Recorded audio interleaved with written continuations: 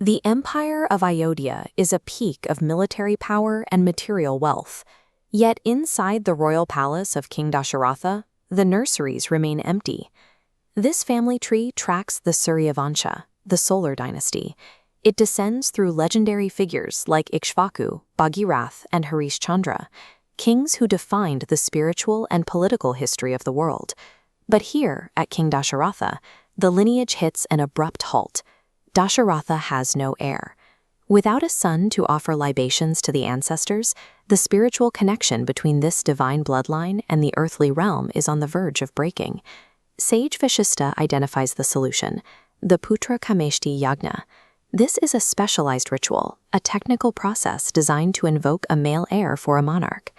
Dasharatha's childlessness threatens to sever the link between the world of men and his divine ancestors, effectively ending the spiritual history of the solar dynasty at his death. The first obstacle is technical. The ritual is so complex that even the royal priest, Vashistha, lacks the specific training to perform it. They must recruit Sage Rishyashringa. His expertise in the Atharva Veda is required, because only those specific mantras can trigger the biological result they seek. Before the ritual can begin, the king must undergo a psychological shift. The sages insist that the emperor cannot approach this power while maintaining his royal identity.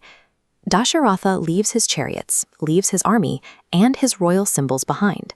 He arrives at the sage's door barefoot and empty-handed. The ritual logic is clear. A vessel must be empty before it can be filled.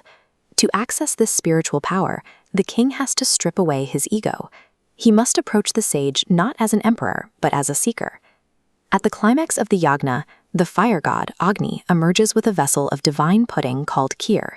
This substance is the physical carrier of the divine essence.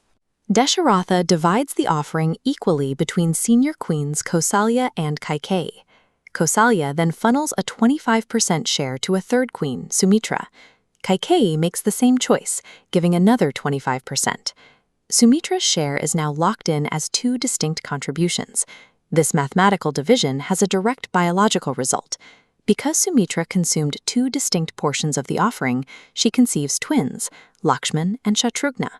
This unselfish division of the divine essence ensured that the principle of shared identity was established within the brothers' nature before they were born. During the month of Chaitra, the stars align for the arrival of the brothers. They are described as synchronized incarnations of divine forces appearing on earth. Vashistha names Kausalya's son Rama. He defines this name as an infinite frequency of joy that permeates the universe. For Kaikeyi's son, he chooses the name Bharat, signifying the one who sustains and nourishes the world. Sumitra's twins are named Lakshmana, meaning the possessor of auspicious traits, and Shatrughna, the one who destroys all enmity. Vashistha identifies a permanent psychological tether created by the ritual's math. Ram and Lakshman are paired, as are Bharat and Shatrughna. Each pair functions like a single soul operating two distinct bodies. The Putrakameshti Yagna preserved the dynasty, using the mathematical division of the offering to create a biological framework where these four lives were physically and spiritually inseparable.